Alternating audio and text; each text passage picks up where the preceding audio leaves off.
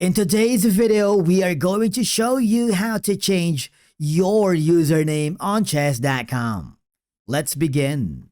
Now, the first thing that you need to do is log in using your credentials, and then I want you to click your avatar, which can be found at the bottom left corner, right here, and then it will forward you to a new page.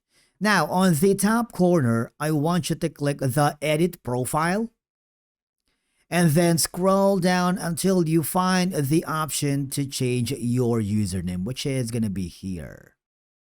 Click on it, and then you can type in your new username, for example.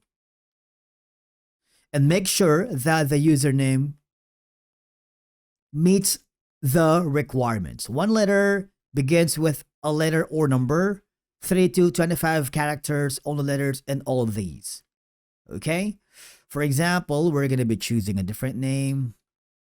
If the username is available, it would show you that you can take that. But for example, if it's not, all right, the username is taken and it will give you that notification. So we're going to opt for the first option and click the change button.